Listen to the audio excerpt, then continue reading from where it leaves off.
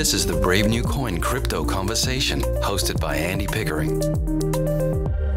Hi everyone, Andy Pickering here. I'm your host and welcome to the Crypto Conversation, a Brave New Coin podcast where we talk to the people building the future in the Bitcoin, blockchain and cryptocurrency space. My guest today is Kurt Hemeke. Kurt is COO of the Mina Foundation and the Mina Protocol. Mina is building the privacy and security layer for Web3. Welcome to the show, Kurt.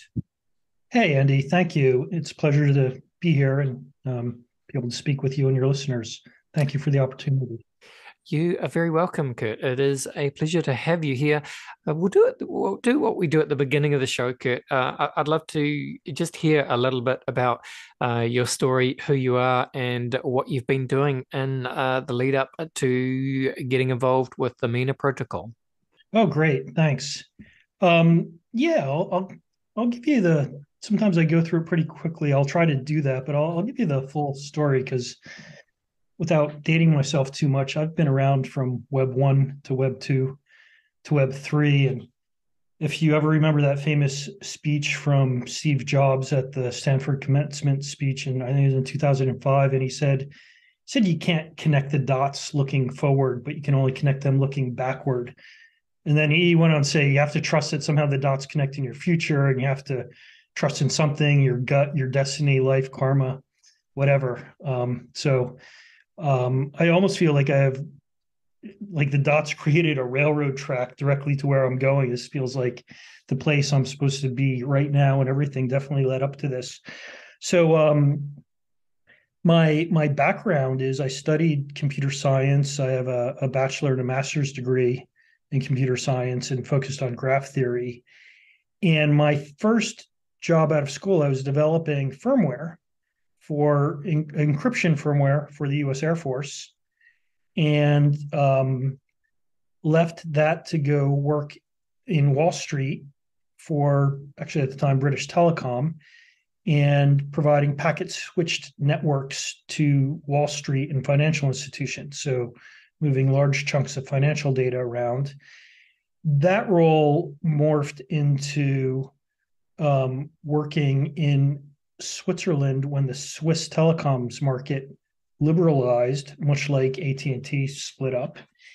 And that morphed into being part of their creation of one of the first mobile network operators in Switzerland. That morphed into mobile content and mobile payments, which I was working for a startup that got acquired by PayPal in 2011 for about $240 million. That was called Zong. And I'd been there doing that for 9 years before that happened. So pretty much from like 4 people to, the size of the organization when we sold it.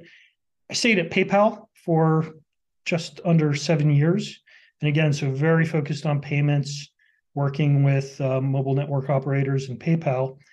And then I was in the right place at the right time when the Libra, at the time, the project backed by Facebook called Libra was being created, and was involved in that pretty much from launch, from the date it was launched until the change to DM, and ultimately the sale of the intellectual property and some of the technology to Silvergate Bank. And then I was looking around for my next move, started seeing that zero knowledge was cropping up more and more and seemed kind of interesting, particularly with kind of the shift in everything that's happening around trust and the importance of privacy. And when I spoke to the team at Mina, Evan Shapiro, one of the co-founders, and the rest of the team that's there, I fell in love with the team, their vision, how they're approaching this, and so I've been here now for about 7 months.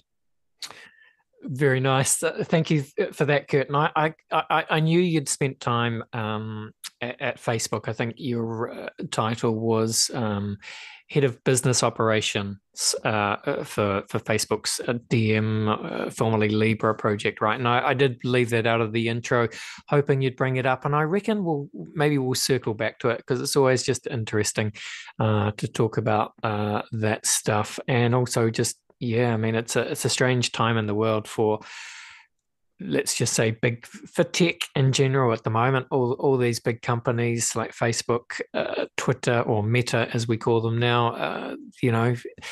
Turbulent times. I think a lot of staff layoffs happening as well, actually. But look, as I say, happy to circle back to that because I think it's where you're probably most interested, Kurt, in talking about Mina. So let's do that first. Let's just start from the top. I must admit, I personally was not or are not too familiar with the Mina protocol. So yeah, where do you want to begin, Kurt? What is the Mina protocol?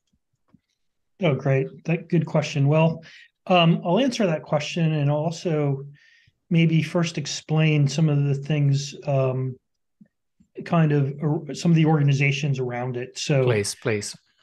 We've got the overall Mina ecosystem, which is all the participants and entities contributing to the Mina network and the protocol itself. I forget whether we mentioned this or not, but I work as the COO of the Mina Foundation, and the role of the foundation is to, like many other projects in this industry, typically have a foundation, and our role is to serve and empower the ecosystem, allocating resources, supporting the network health and security, and just supporting participants on their path in that ecosystem.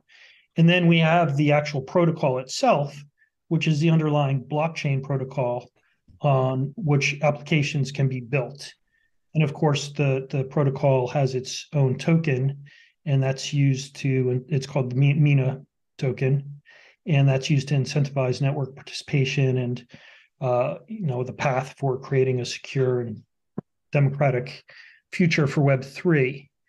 Now, the interesting thing about the Mina protocol itself is its native deployment of zero-knowledge technology. And the sort of the origin story of the protocol was two gentlemen, Evan Shapiro, who's now CEO of the Mina Foundation, and Isaac Meckler, who is working at a company called O1 Labs. And O1 Labs initially incubated the Mina protocol. It was initially called Coda, and the name was changed to Mina. But Isaac and Evan knew each other, I think, since they were like in grade school or middle school, and they had always been interested in blockchain.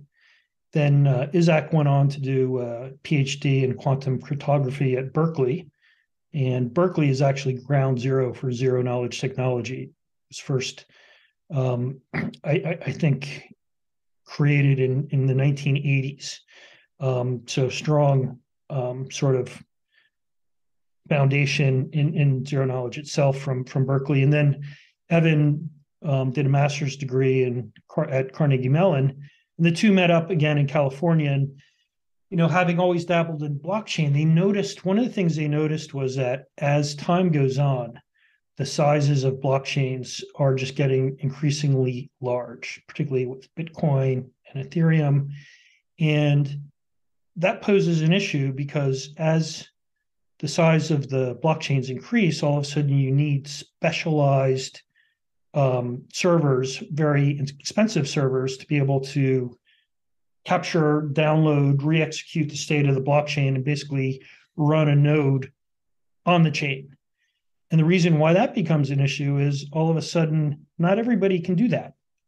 And then you start ending up in a situation where that initial decentralized promise of Web3 and the blockchain cannot really be fulfilled because you have to rely on intermediaries that can participate as full nodes on the blockchain. And then all of a sudden, again, you're not, if things start to become a little bit more centralized.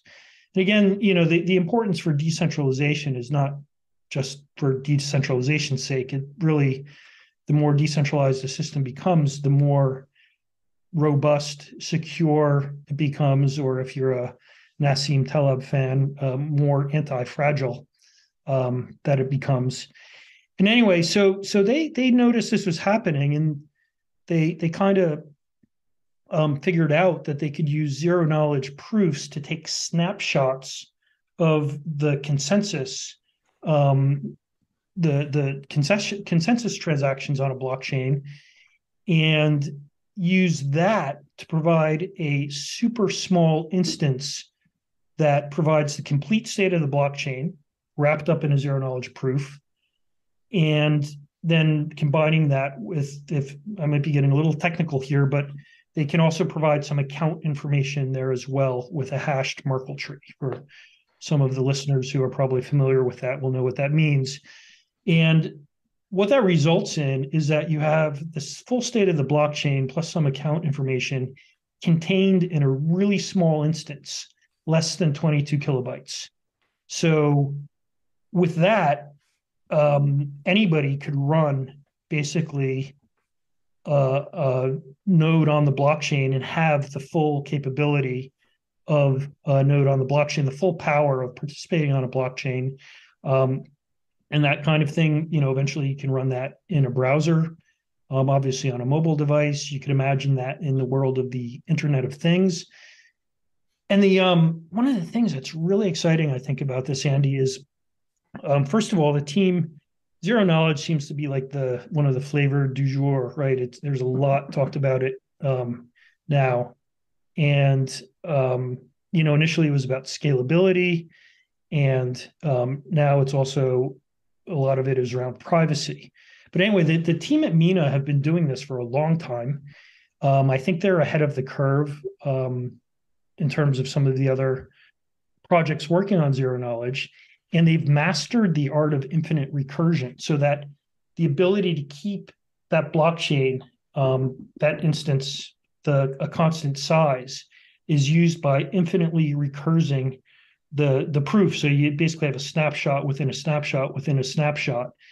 And they're now able to not only use that technology for the blockchain itself, but also on the zero knowledge smart contract layer being rolled out on top of it, so that now developers who want to develop applications using zero knowledge can take advantage of that and basically use infinite recursion in their routines that rolls up to this constant sized instance. I said quite a bit there. I'll kind of pause there, maybe get back on track. But yeah, no, that's a good place to pause, Kurt. And I always, the way I think about zero knowledge, I think that zkApps was the first blockchain to implement or start using or talking about zero knowledge proofs. And of course, the benefit, I'm sure you can describe this more elegantly than I can, Kurt, but the benefit of a zero knowledge proof, besides what you're talking about with the actual protocol, from the user's point of view, they can use zero knowledge proofs to prove a given fact. Like it might be to prove their identity. They are who they say they are, or their financial transaction history is linked to a given state. But they can prove those things without having to give over the data, essentially, right, Kurt? Yeah, no, exactly that. And maybe another way of saying that is in a zero knowledge transaction, there's always two parties. There's a prover and a verifier. Yes, thank you. The prover wants to show that something is true without exposing sensitive data, and then the verifier can verify that something is true. So, examples are proving that you're over 18 years old or 21 without actually giving away your actual age. Is a good, easy way to think about that. And so bring it back to Mina then. So, on the website, you talk about building the infrastructure for a secure democratic future. You talk about essentially building the privacy and security layer for Web3. So if that is the case, yeah, maybe just expand on what you mean by the privacy and security layer for Web3, and you can use some specific use cases as some examples, Kurt. Yeah, sure. So, yeah, I mean, I guess at the top level, right? It is about privacy, and privacy is so important. It's a fundamental right, even enshrined within, I think, the one of the UN doctrines of human rights. And in today's world, today's digitized world, being able to provide users with control over their data, what they share, who they share it with, right? It's not necessarily about anonymity. It's about being able to share your data and having control of that. And, we all know that Web 2 was about centralized uh, organizations having control over that data. And now, the move is to provide that control within the hands of the users and the participants themselves. So how do you do that? How does Mina do this? And the way this is done is by providing developers with tools to do that, and that's what Mina does, and that's what developers can do through Mina Protocol. And um, blockchains are hard to use. Mina aims to be accessible from ordinary devices, as we just discussed about the size. And then one of the things that we're focused on now is building out the ability for developers to create zero knowledge smart contracts, what we call zkApps. And these are written in a common, on Mina, these can be written in a common programming library called snarky.js, which was launched by O1. And this is basically a bunch of TypeScript libraries. TypeScript is a very common Web 2 programming language, so it makes it easy for existing developers who are already familiar with that to pick up and start to use. And you no longer need to have a PhD in quantum cryptography to leverage zero knowledge in these types of smart contracts. So that's what I mean by building out the privacy and the security layers, by putting these tools into the hands of developers. And it's interesting, as an organization that's sort of involved in supporting this community.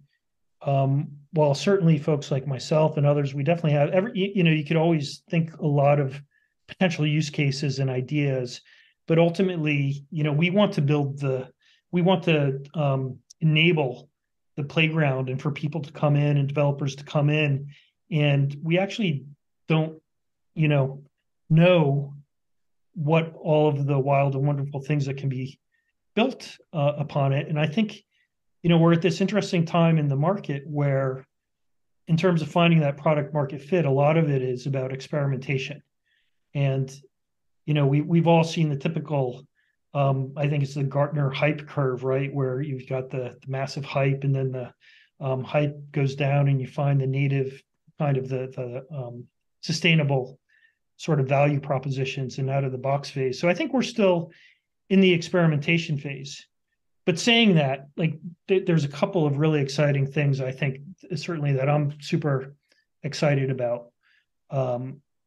One of the, there's some native sort of Web3 use cases, and then there's also bringing Web 2 into the Web3 world types of use cases. So if we think about Web3 use cases, well, one of the, up until now, one of the most popular uses for Web3 has been DeFi and DeFi lending.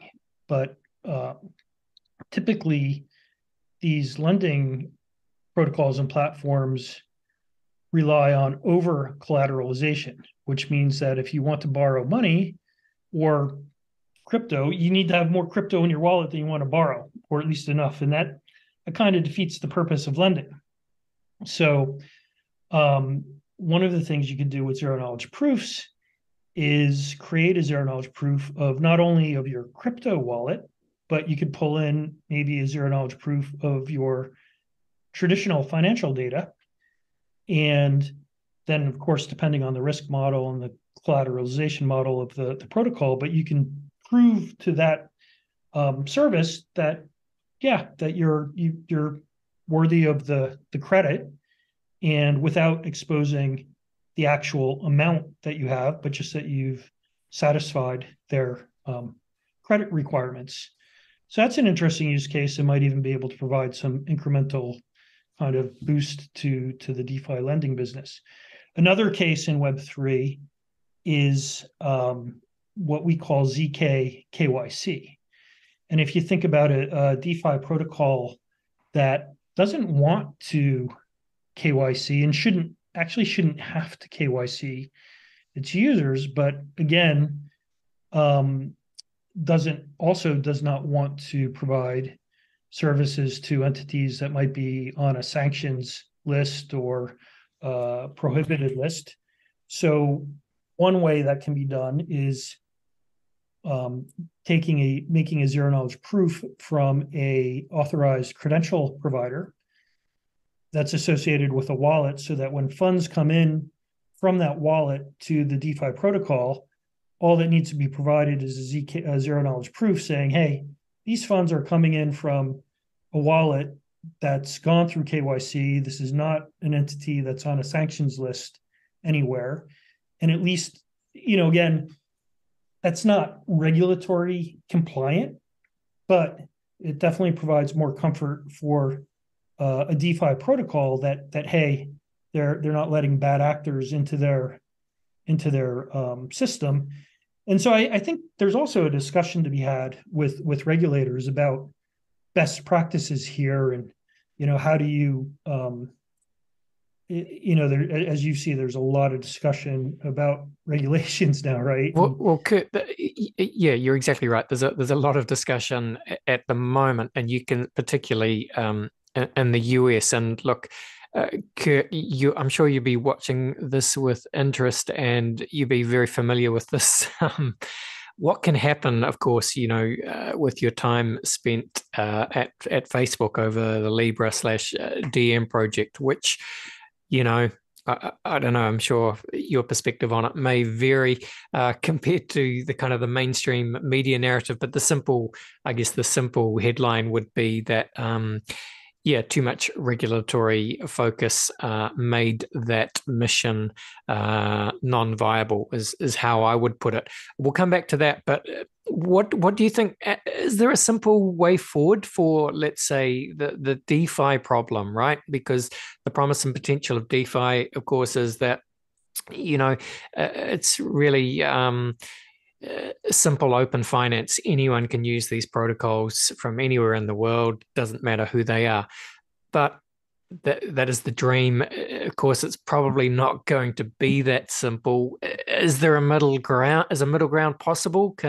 I like this idea of what you're talking about with ZK KYC.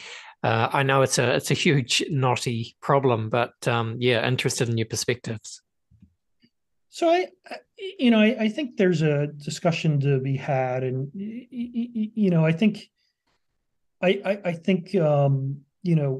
regulation and innovation can go hand in hand. It doesn't have to be one or the other. Of course, you need to find the right balance, because too much regulation early on could inhibit innovation, and again, too much innovation has other issues, right? And at the core of it, regulation aims to protect consumers, so that the operators within a system are sound and secure, and not taking advantage of consumers. And then likewise, you want to keep out the bad actors. So I think there is a world where the easier regulators can make it to work with them, to speak with them about pushing the envelope forward, and like best practices, right? So having a discussion on what are some of the best practices that can be used in this space, and so sort of meeting in the middle ground between where does regulatory oversight begin and end, and where does just responsible industry behaviors and best practices also begin. Yeah, and look, what was it like? being the head of business operations during Facebook's Libra project, then, Kurt, what are your reflections looking back now? Yeah, so that was a wild and sort of super exciting time. And first of all, actually, I never worked for Facebook. I never was a Facebook employee. I worked for Libra Association, Sure. which, despite like the massive kind of shadow, it actually was an independent Yeah. organization. Even though, again, a lot of the initial innovation and the idea, of course, came from Facebook. And when I started there, I had a number of roles. I was initially head of business development, so working with a lot of the initial founding members of the association. And a couple of interesting things there, right? Like when that project was announced, effectively the organizations that participated in it, and this is public knowledge, right? They had signed non-binding letters of intent. So when you hear that organizations dropped out, they actually never dropped out because they were never members. And it was only the ones that actually became members and signed on to the charter, which happened in October of 2019. So it's a little bit of a distinction, I guess, but I like to think of it as we converted like over 80% of those organizations to card carrying members of that project. And it's again, it's stated publicly, like the Fed and some of the regulators said it's the best designed, most compliant stablecoin that they had ever seen created.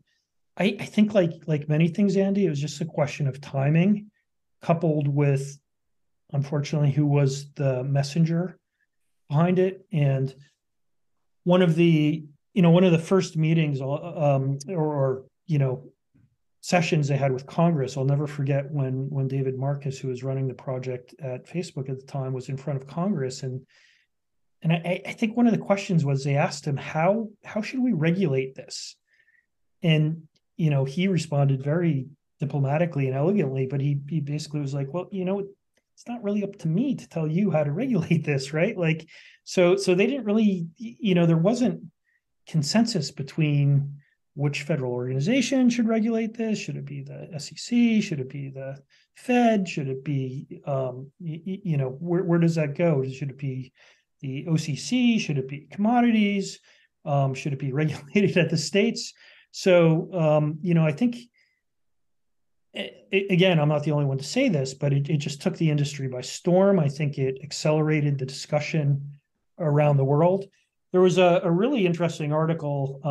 They interviewed Dalia Malki, who was one of the architects behind the consensus protocol for the Diem blockchain. She created Hot Stuff Consensus. She's around technology. She's a renowned technologist, but she had this quote, which I absolutely love. And she said is that when you try to do something spectacular, like sending a rocket ship to the moon, like either you're going to get there or, it's going to blow up and you're going to light up the sky. And she said, we lit up the whole sky. And I kind of love that analogy. Yeah.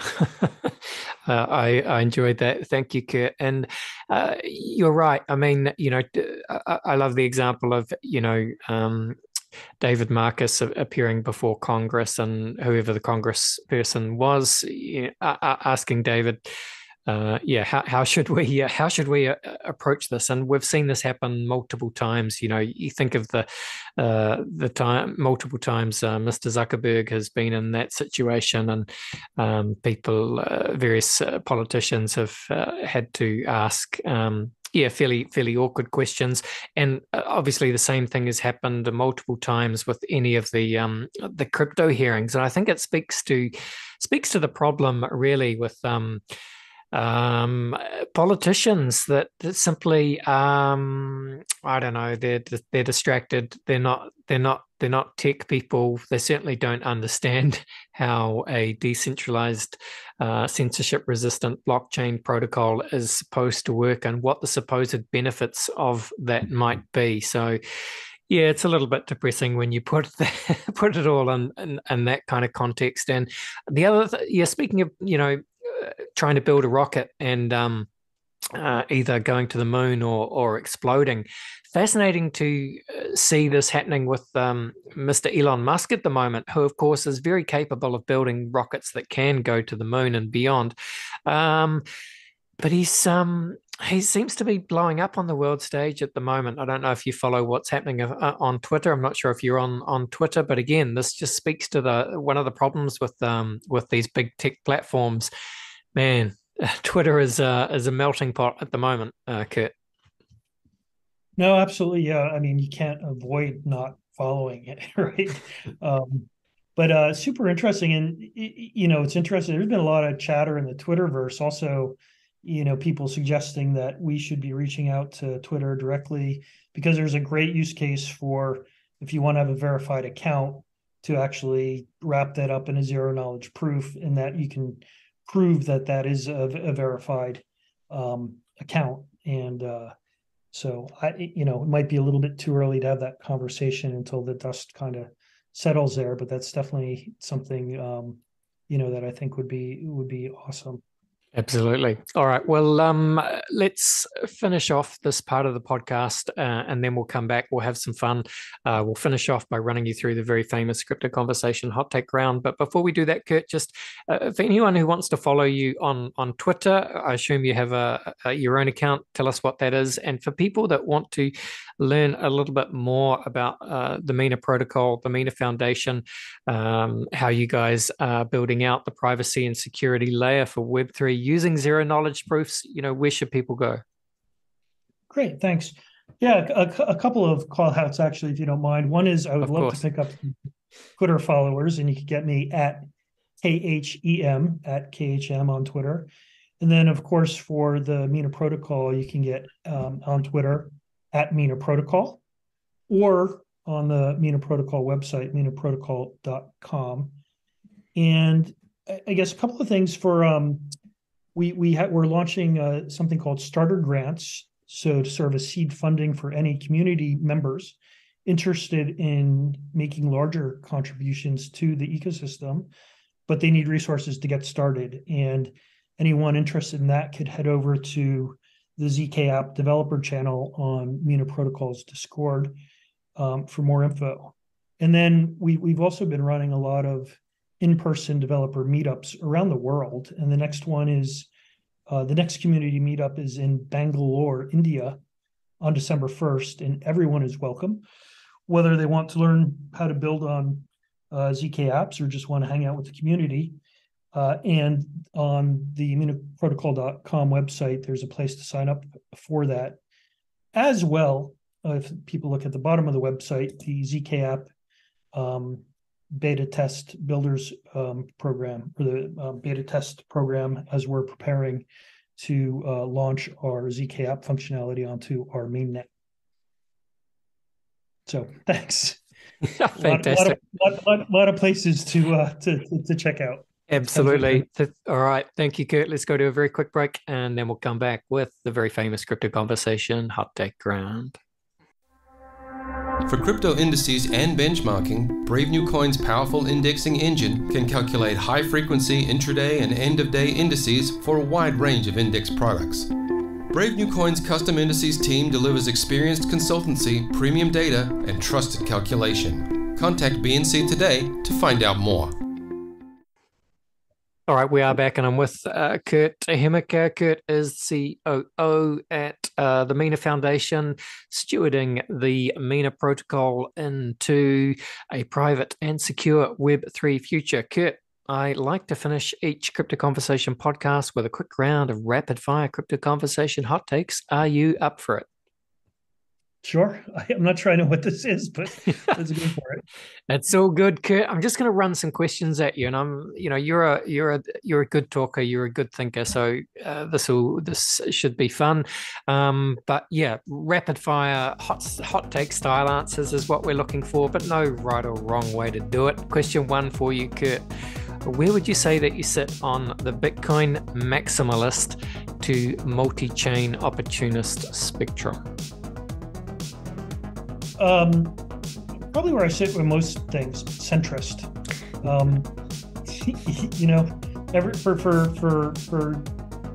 Things make sense in the right context. Very diplomatic. I like it. Pragmatic indeed. What would you say then, Kurt, is your firmest conviction crypto opinion? So I don't know if this counts as an opinion or just a viewpoint, but I think many people would agree with this, is there's so much work that needs to be done with the user experience to make, to surface this technology and find the right product market fit so that normal people can use it and not even know what they're using.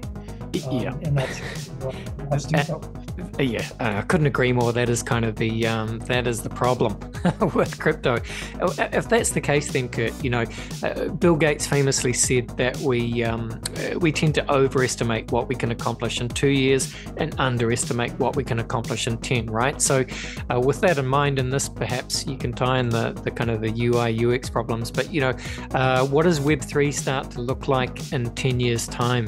Do we think? I think in 10 years' time, I think we'll have solved many of these use cases. And I think we'll be in a case where it's out of the box. People will be running things on blockchain in their everyday life, and they won't even care what's underneath it. And I also think we haven't even started to see the beginning of that when we start thinking about the Internet of Things, and kind of that meshing of AI and robotics as well. Absolutely. Sci-fi author William Gibson famously said that the future is already here, it's just not evenly distributed. With that in mind, Kurt, can you think of an example of the future being here right now, but most people aren't aware of it? I think people are aware of it, but just maybe not aware that it's here yet. I think in terms of it not being evenly distributed, I still think, if you think about people, in some of my buddies in San Francisco just took a driverless car ride, and that's not, propagated to other ends of the world yet, just the ability to hop in a car and have it drive itself. Absolutely. Yeah, it's a good example. All right, time to zoom out, time to get weird just for a second, Kurt. We've got a little bit weird. Let's get weirder. What do you see as the long-term future for the human race? Do you see dystopia or utopia? Pandora's box. We've got hope, right? And that's what we have to lean into. So, it's interesting. I think if you've read Ray Kurzweil's theories on singularity, like you see, yes, one of my favorite books. You see aspects of that cropping up, right? And there was I forget the name of the artist, but these AI renderings now of artwork, and somebody had uploaded a Japanese artist's style into that, and the artist is dead. And so a lot of people took offense that AI was now creating art in this style. And you see kind of the beginning of what Kurzweil predicted there, right? The kind of faction of people who want to remain truly human, and others that are going to start integrating kind of cyber technology into their everyday lives. And so, we'll see how that plays out, but I'm ultimately optimistic.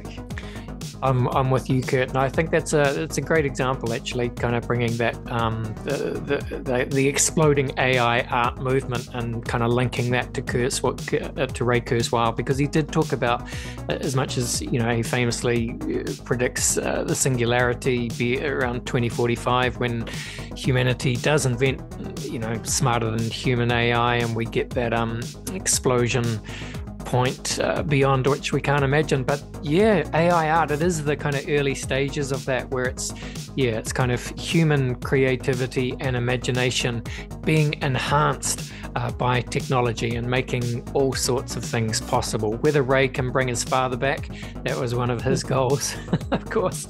But it really ties into the final question, Kurt, which is what is your favorite science fiction book, film, or TV show? I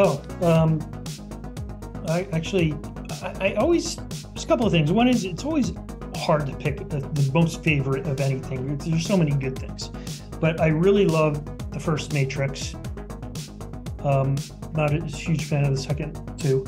And then books, I love Neil Stephenson's Snow Crash and also Diamond Age. And I've been watching a series on Netflix called The Good Place, which has kind of a metaverse feel to it, and also a little bit of maybe religion, but that's also kind of interesting. Yeah, interesting. I just did a podcast an hour ago before you, Kurt, and the person, when I asked them the same question, they went for the first Matrix film. And look, it's actually one of the most common answers here to that question, and rightly so, because it's just an incredible film on so many levels. But the person, they described the Matrix as a documentary, which I thought was a great way of describing the Matrix. Yeah. I'm going to have to look up The Good Place. That sounds good. I'm not familiar with that, but I'll take a note of that. Hey, Kurt, I've enjoyed talking to you. You've been a great guest. Thank you for coming on the show. Again, take us out, please. Whoever you want to shout out, your Twitter profiles, and again, where people can go to get involved with what you guys are building at the Mina Protocol, or on the Mina Protocol. Sure. Thanks again, Andy. So, at KHEM on Twitter, at Mina Protocol on Twitter, minaprotocol.com on the web, and then also the Mina zkApps developer channel on our Discord. And also, if you're in Bangalore, India, go to minaprotocol.com and sign up and join us in person. Awesome. Thank you so much. Awesome. Hey, thank you, Kurt. All the best, and bye for now. All right. Cheers. All right, there you go. That was Kurt from the Mina Foundation. Very interesting guy. Yeah, I enjoyed talking to Kurt. Always good to dig into these things and get the perspectives from people that were there, such as Facebook's Libra/DM project. I think he's right, was just a bit too early, but yeah, always difficult when. Like the US Congress tries to figure out how they're going to regulate these things, and they end up in knots, don't they? All right, let's leave it there, folks. Thank you for listening. This was the Crypto Conversation for Brave New Coins.